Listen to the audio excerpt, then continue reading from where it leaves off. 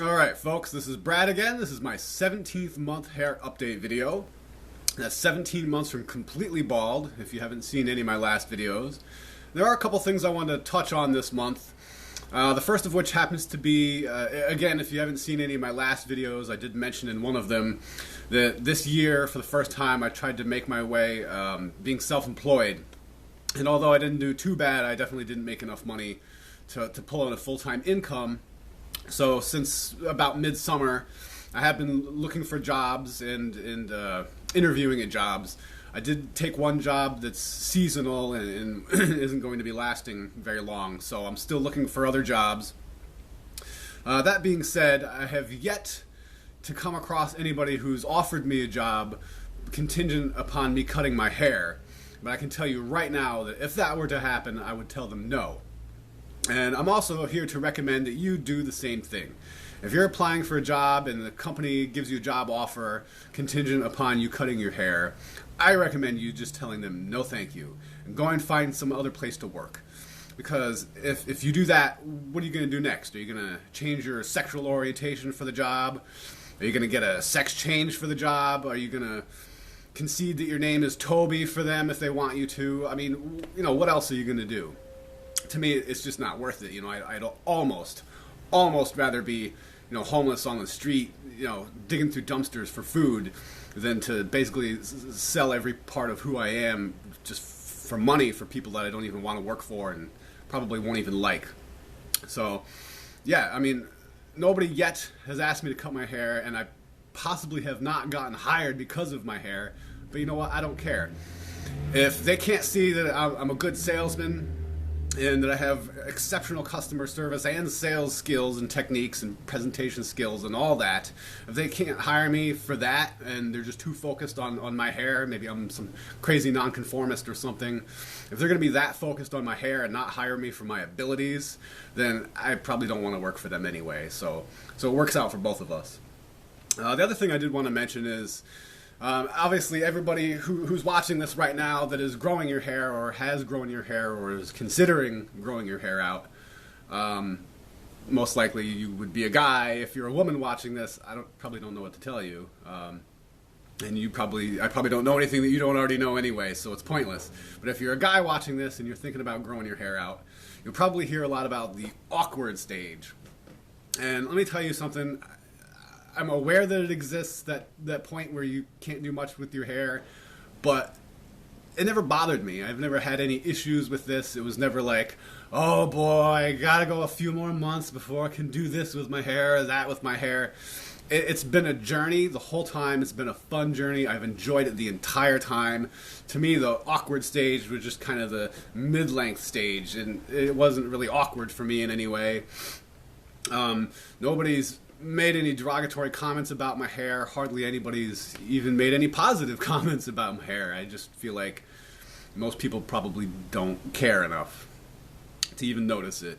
Also, there is the fact that, I'm like 6'3", 210 pounds, and even if somebody were to be inclined to say something about my hair, they probably wouldn't, because, people usually pick on somebody that's smaller than them, for the most part, in my experience.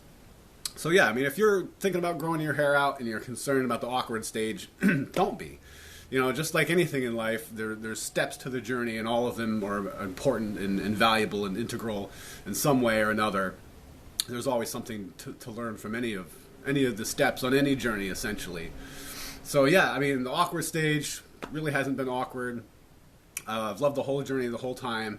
The best part for me was when I was finally able to push my hair behind my ears, and it would stay that way because it was long enough and had enough weight and body to it. Before I was able to do that, my hair was always in my eyes, and it was kind of bugging me. I don't know if I would call it awkward as much as I would call it annoying, but it generally only happened when I was driving or in front of the fan during the summer, or out for a run or a jog or something like that. So that's been great. Ever since I've been able to put my hair behind my ears, it's basically been a non-issue. It's almost like it's not even there. I do like the way it looks. I know I said in previous videos that I wasn't concerned about how it looks. It was just about the process for me, which is still true.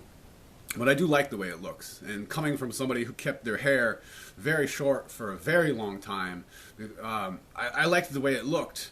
Also, at the time, and I still am, but at the time I was very heavily into martial arts, and I was at a pretty serious school. They would pull and yank your hair if you had it. So that was the main reason I started cutting my hair. I didn't want my hair to be pulled and yanked anymore. It's not very pleasant. So, but I liked the way my hair looked when it was short, but now that it's long, I think I can say I like it better. There's just something about it.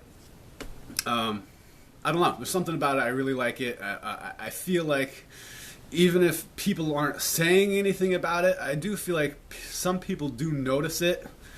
I've almost felt like women tend to notice it very, very easily.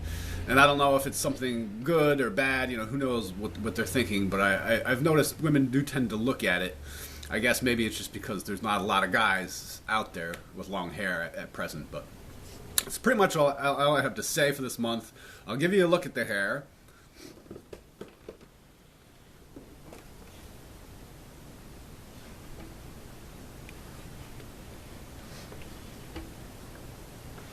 Hopefully you can see it over the top of the chair. I guess, yeah, you must be able to. I'll go back again.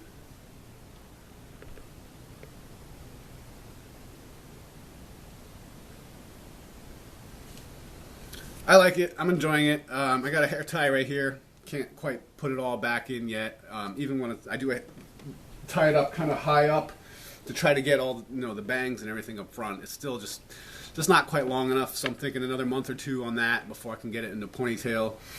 And then after that, I'll probably give it a few more months, and then I might consider getting it trimmed in the back just to make all the length of all the hair uniform.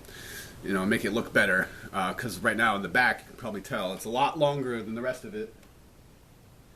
And I'm not sure how it looks from behind, but I'm sure it would look better if it was all the same length and uniform. So I haven't gotten any trims or any haircuts or anything so far. Probably give it at least a few more months for all of it to grow out to ponytail length before I consider getting it all cut to one length. But that is in the cards for the future, I think. So I don't know how long this video is, but I think I've said all I had to say. So thanks for watching. Have a good day.